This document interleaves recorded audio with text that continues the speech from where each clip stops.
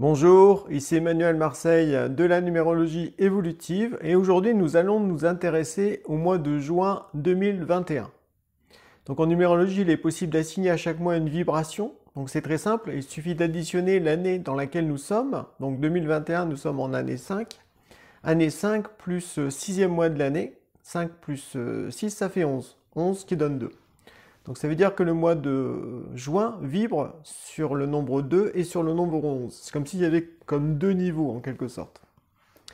Associé à cela, pour bien tirer profit au fond des informations que l'on peut avoir, soit d'un point de vue numérologique ou astrologique, eh bien il faut inclure dans sa conscience le fait que nous sommes dans la période d'éclipse en fait. J'ai fait une vidéo le 26 sur l'éclipse totale de lune du 26 mai, donc je vous invite à la voir si vous ne l'avez pas encore visionnée, dans lequel je parle justement des dangers qui touchent notamment la nature animale en l'être humain et les 5 instincts. Et donc comme c'était une éclipse totale lunaire et la lune était la plus proche de la Terre, donc ça veut dire que son influence est très forte et peut même durer jusqu'à 6 mois. 6 mois, pourquoi? Ben, c'est parce qu'en fait, dans 6 mois, en novembre et en décembre, il y aura de nouveau une période d'éclipse, à la fois solaire et lunaire. En fait, les éclipses se passent au moment où justement le Soleil ou la Lune, eh bien, se trouvent sur l'axe évolutif, je veux dire, de notre temps, à savoir qu'en 2021, le nœud sud est en Sagittaire et le nœud nord est en Gémeaux. Voilà, donc dès qu'il y a une période d'éclipse, ça veut dire que le Soleil eh bien, se trouve soit dans l'un de ces deux signes, et comme ben, ce passage du nœud sud vers le nœud nord montre que l'humanité doit en quelque sorte assimiler comme nouvelle qualité, ou nouvelle capacité pour progresser dans son évolution, eh bien forcément, face à cela, il y a des forces, des obstacles qui se lèvent, à la fois en soi, puis aussi dans le monde, pour que justement l'humanité ne progresse pas vers sa destinée. Donc ça entraîne un certain nombre de tensions, tout ça.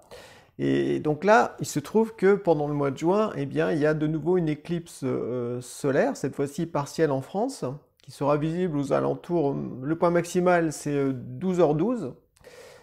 Ça va durer une heure avant, une heure après, en quelque sorte. Donc on va pouvoir la voir. Donc là, il faudra mettre ses lunettes pour éviter d'avoir des problèmes au niveau des yeux, si on veut regarder ça.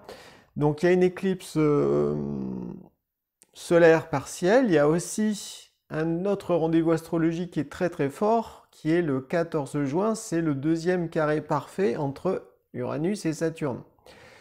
Donc ça fait beaucoup d'éléments à la fois astrologiques, marquants, qui peuvent entraîner certaines tensions, certaines difficultés, une certaine pression que l'on peut ressentir, qu'on va pouvoir ressentir durant ce mois de juin. Donc il va falloir s'accrocher en quelque sorte. Et associé à cela, si on tient compte du nombre 2 et du nombre 11, eh bien on voit bien qu'il y a comme dans l'air une sorte de climat de division. Parce que le 2, il a comme trois pôles, on va dire, d'expression, en quelque sorte. Le véritable 2, le bon 2, lui, cherche la collaboration, la relation, la complémentarité, l'acceptation aussi d'une certaine confrontation, mais dans un but salutaire. La notion de résistance face à des forces qui veulent nous imposer certaines choses, donc notion de résistance vigilante, une conscience en fait de ce qui se passe actuellement. Donc là on est dans le 2, où il y a un juste rapport entre soi et le monde extérieur, ou soi et les autres, ou entre soi, entre les différentes parties en soi aussi. Donc là, le 2 est beaucoup relié à cette notion de reliance qui invite à trouver un juste rapport avec tout notre environnement. Ça peut aussi toucher le rapport avec la nature, la terre, le rapport avec le ciel, donc avec le monde spirituel, puis le rapport avec ses semblables au niveau horizontal, au niveau humain. Donc, comme il y a une tension électrique dans l'air, avec ce carré notamment Uranus-Saturne, où avec Saturne, ça correspond à l'ancien monde, des anciennes références, des habitudes du passé. On pourrait associer ça aussi à l'instinct de conservation, en tout cas dans ses aspects négatifs, puisque Saturne est là aussi plein de bons côtés pour construire justement des nouvelles bases aussi, voilà, pour être aussi se sentir responsable de sa destinée. Donc il ne faut pas noircir le tableau en quelque sorte, c'est très important. Mais dans l'aspect négatif de Saturne, bien effectivement, c'est une force d'inertie qui nous maintient dans l'ancien, dans le passé, où il y a un refus de bouger, donc il y a beaucoup cet instinct de conservation qui peut être très présent là-dedans. Puis en carré, donc ça veut dire en tension d'un point de vue astrologique et puis astronomique, eh bien Uranus lui invite à s'ouvrir au futur, à se libérer du passé pour communiquer, se révéler davantage dans le monde et participer à la création d'un nouveau monde, justement. D'où cette tension entre le passé, l'ancien, et le nouveau qui cherche à émerger, à se construire.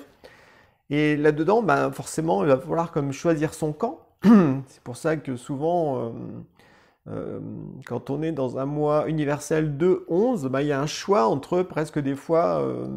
le 2, ça peut représenter aussi, dans ses aspects négatifs, les liens du sang, donc l'attachement pas possessif ou un mauvais rapport relationnel avec certaines personnes, alors que le 11 correspond plutôt aux liens en esprit, c'est-à-dire qu'on voit les relations de tout type, qu'elles soient familiales, amoureuses, amicales, professionnelles, sur un autre plan, c'est-à-dire qu'on a pris conscience déjà que l'on est un esprit incarné, dans un corps, avec une personnalité, et qu'on va aussi voir l'autre de cette façon. On ne va pas le voir l'autre en fonction de son rôle familial notamment ou de son rôle social, mais on va essayer de percer au-delà des apparences matérielles, au-delà des habitudes en fait, qui est véritablement l'autre que l'on rencontre, quel est son esprit, quelle est sa destinée. Donc pour ça, bien sûr, ça nécessite que l'on s'intéresse déjà à sa propre destinée, à son propre esprit, c'est-à-dire qu'on arrive à se décoller un tant soit peu à la fois de sa nature animale ou de sa personnalité de base, pour se dire au fond, mais qui je suis vraiment. Donc c'est comme si avec cette énergie du mois 2, on était invité comme à se décoller, à mettre une certaine distance, même en soi en fait, entre ce que l'on croit être, sa personnalité classique qui s'est construite avec ses conditionnements, avec sa famille, son éducation, le karma des vies passées, et en même temps l'esprit véritable qui lui cherche à émerger et qui a rarement en fait au fond droit à la parole, parce que c'est toujours la personnalité qui mène la barque. Mais pour ça, c'est pour ça que quand il y a des tensions dans le monde, ou dans sa vie, ou qu'on vit des épreuves, eh bien c'est l'occasion au fond de se décoller de soi, de ce que l'on croit être soi, pour d'un coup se rendre compte que, mais au fond, je ne sais pas vraiment qui je suis. Et donc là, ça peut entraîner le fait qu'on entre en quête de vérité, pour justement mettre la lumière sur tout ce qui nous arrive, et devenir aussi beaucoup plus conscient, au fond, de nos actes, beaucoup plus conscient de nos buts, de ce qui est essentiel à notre vie. Mais pour ça, ça nécessite de prendre du recul. Donc le mois de juin est beaucoup relié à ça, savoir que il faut observer ce qui se passe avec un certain détachement, un certain recul, analyser les choses non pas à partir de l'émotion, parce qu'on va forcément se faire influencer, mais au contraire, comme si on prenait du recul, et on voit clairement ce qui est vrai, ce qui est faux, ce qui est du domaine du rêve, de l'illusion, du mensonge aussi, pour choisir au fond le camp de la vérité, et le camp du renouveau, le camp au fond de l'évolution. Parce que qui dit évolution dit je vais faire des choses nouvelles. C'est-à-dire que je ne vais pas rester attaché à tout mon passé. Forcément, ça veut dire qu'il y a des sacrifices à faire. Donc cette notion de détachement aussi, de quoi je dois vraiment me détacher comme comportement, comme attitude, comme conditionnement, comme croyance, comme limite, mais aussi éventuellement comme affaire, des affaires tout simplement, des choses très concrètes, de quoi je dois me débarrasser, qui m'alourdit et qui au fond me maintient dans la nostalgie du passé, de la vie d'avant. Voilà, une notion comme ça de faire du tri dans sa vie pour ne garder au fond que ce qui est essentiel, que ce qui est évolutif, afin de progresser au fond de manière plus légère et sans être au fond tiré en arrière par tout ce qu'on ne veut pas lâcher. Donc ça va être un mois assez tendu, je pense, même si il y a les beaux jours, etc. Donc faut se ressourcer au soleil, c'est très important, il faut aller en nature, faut bien s'ancrer, parce que le 2 c'est aussi quel lien j'ai avec la nature ou avec la terre, une notion comme ça pour justement avoir les pieds sur terre, être bien ancré, faire preuve de bon sens, et en même temps s'intéresser au ciel aussi. Bon, certes, il fait beau, hein, voilà, mais c'est aussi au ciel spirituel, c'est-à-dire quelle est ma destinée, quel est le sens de cette vie, quel est le sens de ce qui se passe actuellement, quel est le carrefour dans lequel se trouve l'humanité actuellement, parce qu'avec tout ce qui se passe dans le monde, forcément, ça devrait poser question. Hein, c'est très important de se poser les bonnes questions pour trouver aussi les bonnes réponses. Et dans tout ce climat-là, forcément, il y a des forces qui ne veulent pas que l'être humain se réveille. Donc il y en a de deux types en quelque sorte. Hein. Il y a les forces qui incitent l'être humain à rester passif, à rester dans le rêve, voilà, dans l'attente du sauveur, d'un miracle. Hein. Mais en même temps, ça entraîne beaucoup de passivité, beaucoup d'inertie et de paresse en fait, et d'extinction. C'est comme si la conscience, elle s'éteint. On voit beaucoup ça, hein, globalement, à notre époque. Comme si les gens ne veulent plus penser. Ils attendent quelque chose. Ils attendent que ça se règle naturellement sans qu'ils fassent le moindre effort. Donc, ça marche pas. Hein. Je veux dire, faut ouvrir les yeux. Là, je pense que c'est de plus en plus criant que si on ne fait pas d'efforts, si on ne fait pas un minimum pour avoir une vie qui nous correspond, forcément, on est submergé par les influences médiatiques, voilà, qui nous font croire des mensonges et qui nous poussent à nous soumettre de plus en plus.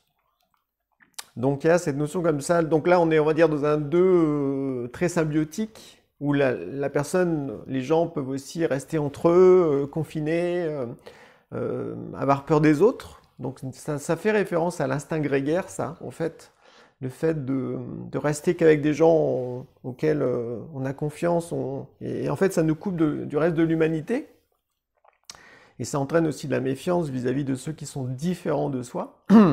Et puis de l'autre côté, en fait, eh bien, on voit ça dans le monde, hein, beaucoup avec les gouvernements, les médias, etc. Eh bien, ça nourrit la division à fond pour que les êtres humains se méfient les uns des autres. Qui se jugent, et donc il y a une notion comme ça de diviser même chaque peuple, chaque pays. Là on le voit bien, hein, par rapport au pass sanitaire, au pass vaccinal, ceux qui sont vaccinés, ceux qui ne sont pas vaccinés, c'est comme si on veut scinder la société en deux camps, voilà, et donc pour créer la division en fait, parce qu'en fait le mal, il adore semer la division et la zizanie, parce qu'en fait, grâce à ça, il est plus fort. Grâce à ça, c'est lui qui mène la danse. Et pour s'opposer à ça, il faut au contraire unir nos forces. C'est au-delà, en fait, au-delà des races, du sexe, de la religion, de l'identité politique, culturelle, au-delà de tout ça, eh bien, nous sommes tous des êtres humains avant tout, des enfants du ciel, du monde spirituel et de la terre. Et en fait, le mal, lui, ne veut surtout pas qu'on se souvienne justement de notre origine spirituelle ou de ce qui nous rassemble, en fait, de ce qui nous unifie. Parce qu'en fait, là, lui, il perd de son pouvoir. Alors que si on prend conscience que, à la fois, on est tous différents, mais en même temps, on a tous un corps physique, on a tous une psyché, on a tous un esprit. On a tous aussi envie de vivre correctement, dans une vie qui est respectueuse de la liberté, avec de l'amour, avec de l'harmonie, avec une véritable justice.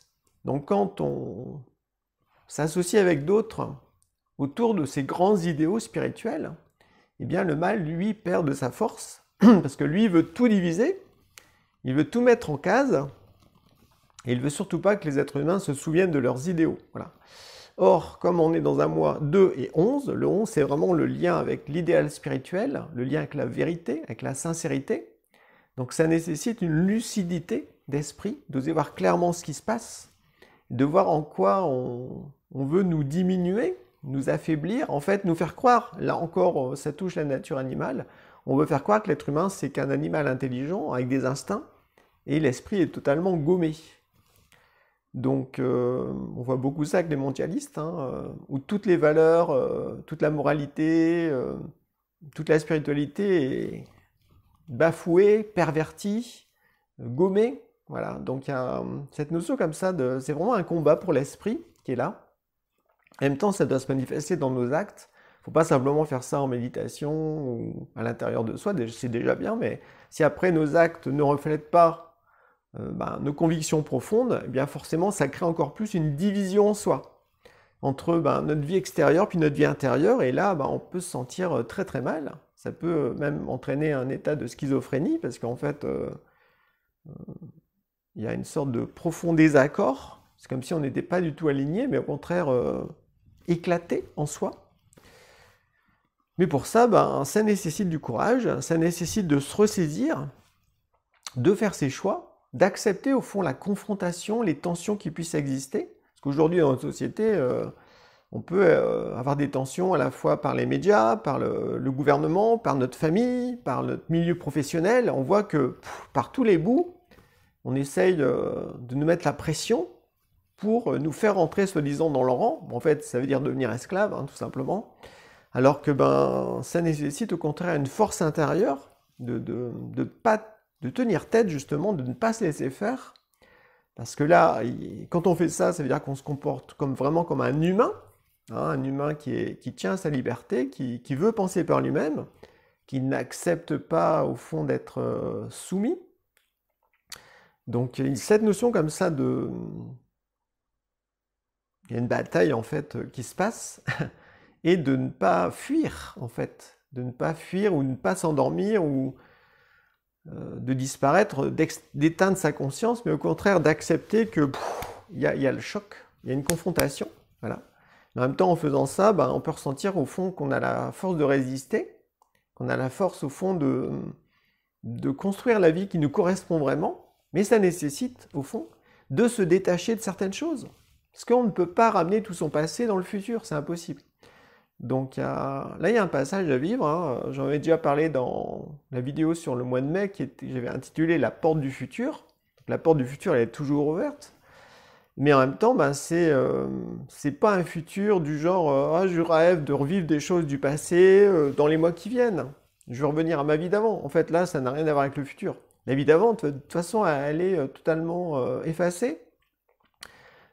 C'est une illusion de croire qu'on peut revenir comme avant.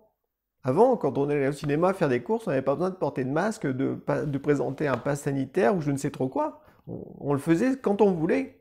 Donc imaginez que ça va redevenir comme avant, mais c'est faux. C'est se mentir à soi-même. Donc il faut ouvrir les yeux.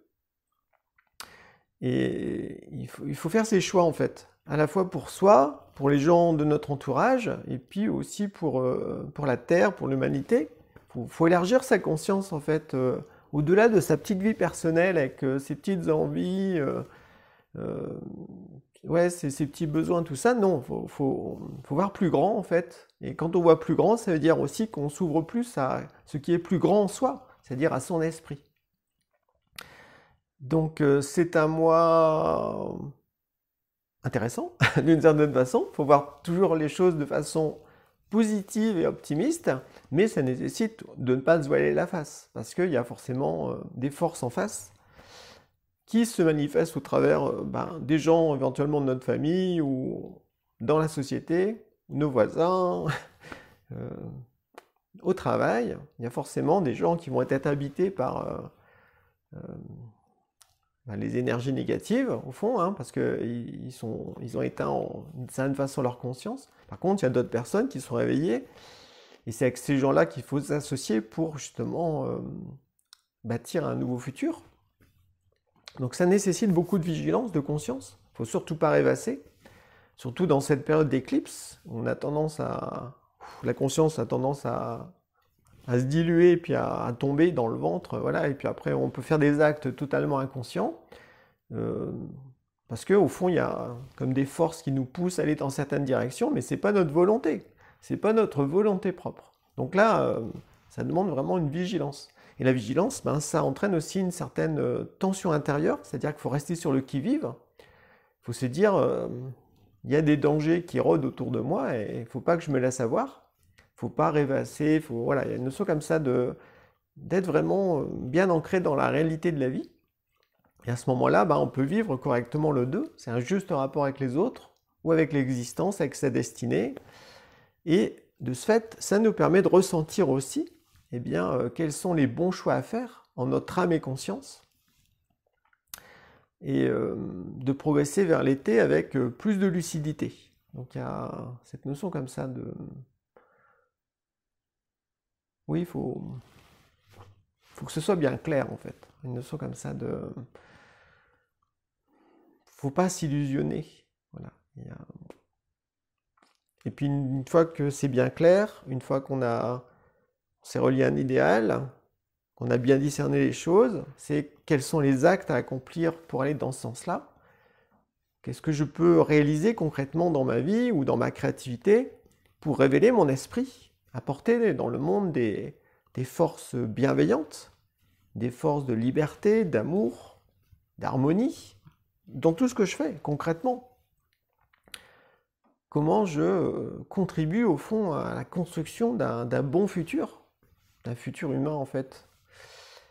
Et comment je fais aussi pour cesser d'être trop sous l'influence de certaines forces qui veulent au fond que je m'éteigne, que je me soumette, que je disparaisse en fait au niveau de mon humanité. Donc là, cette notion comme ça de...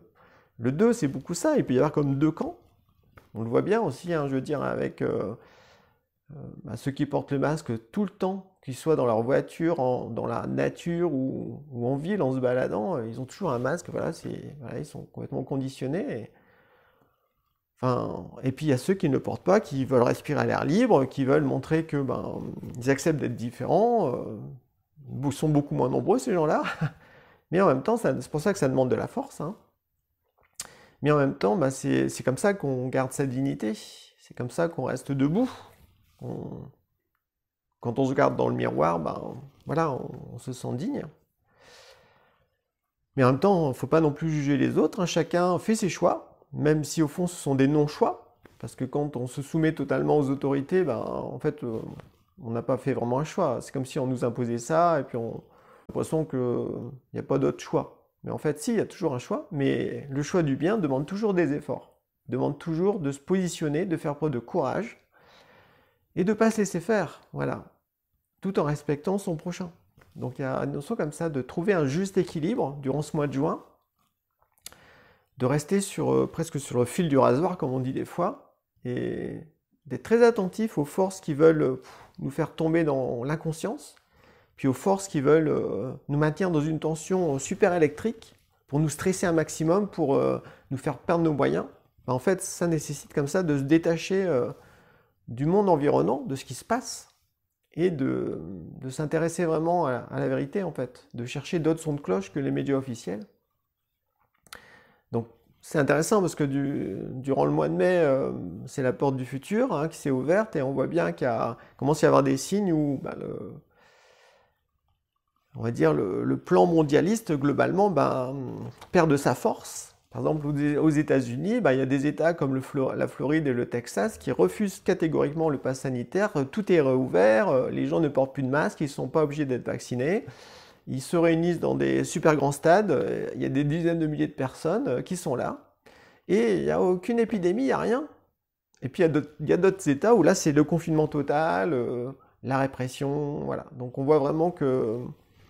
c'est comme si dans le monde, on voit vraiment comme deux visages, et quel est notre choix, dans quelle société on a envie de vivre. Donc ça nécessite de se positionner, puis de dire, mais au fond, qu'est-ce que je fais concrètement pour que ça s'améliore, mais pas comme avant, je veux dire, d'une manière nouvelle, qu'est-ce que je fais concrètement pour participer à ça? Parce que si je ne fais pas d'effort, en fait, il ne se passera rien. Donc, en faisant les efforts, eh bien, on se sent digne. En faisant les bons choix, eh bien, on trouve sa place vraiment dans l'histoire de l'humanité. Et on est plus en paix avec soi-même. On est aussi en paix avec son passé, en paix avec les autres, davantage. Mais c'est parce qu'au fond, on est fidèle à son cœur. On est fidèle à des idéaux spirituels. On est fidèle à ce qui nous semble vrai, juste et bon et beau. Donc cette notion comme ça le 2 peut être beaucoup relié au chakra du cœur, voilà, au centre d'énergie au milieu de notre poitrine. Et quand on fait les bons choix, notre cœur il est plus fort, il rayonne, il s'ouvre. Alors que quand on se renie, etc., notre cœur se ferme Ça peut entraîner même des problèmes de cœur où on a du mal à respirer, tout ça. C'est parce qu'en fait, au fond, on éteint notre force spirituelle, notre esprit. C'est pour ça que voilà, faut être vigilant.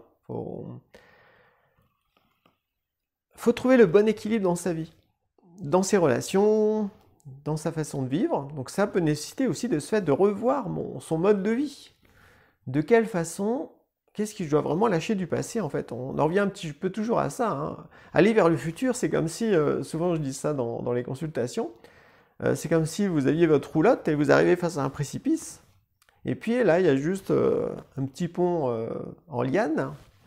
Et vous savez que de l'autre côté, vous devez passer de l'autre côté, c'est le futur, mais en fait, vous ne pouvez pas embarquer toute votre roulotte avec vous. Il faut juste prendre l'essentiel, un sac à dos avec ce qui est vraiment vital et ce qui va être utile et bénéfique quand vous serez de l'autre côté. Donc, il y a plein de gens qui arrivent sur le précipice avec leur roulotte puis qui ne veulent pas passer de l'autre côté parce qu'ils sont attachés à un tas de choses qui les rassurent, ça leur donne une histoire, voilà. Mais en même temps, ça les maintient figés dans quelque chose de lourd et d'ancien, qui est mort en fait. Hein. Et là, il y a vraiment cette nécessité de s'alléger pour passer sur l'autre rive, franchir un seuil en fait. Et d'un seul coup, quand on y va franchement, quand on traverse ce pont de liane pour aller sur l'autre rive, eh bien, il y a d'un seul coup la vie, on la voit différemment, on comprend mieux ce qui se passe aussi actuellement dans le monde, et on voit les enjeux qui se jouent justement dans la vie de chacun, dans la vie de l'humanité. Et à ce moment-là, eh bien, on s'engage davantage dans ce qui nous semble vrai et bienveillant. Et souvent, ça nécessite forcément le contact, le fait de méditer, de se relier au monde spirituel, en fait, d'élargir sa conscience au-delà de la vision matérialiste classique de l'existence. Donc voilà un petit peu ce que j'avais à vous partager sur ce mois de juin. Donc je vous souhaite à présent une bonne journée et au plaisir de vous croiser dans une prochaine vidéo. Bye bye. Qui fait en sorte que notre existence honore les autres? Qui envoie des monstres pour nous tuer? Et en même temps nous chante que nous ne mourrons jamais? Qui nous apprend ce qui est vérité et à rire du mensonge? Qui décide pourquoi on rit et quel combat mérite que l'on risque la mort? Qui nous enchaîne et qui détient la clé qui peut nous libérer? C'est vous. Vous avez toutes les armes en vous.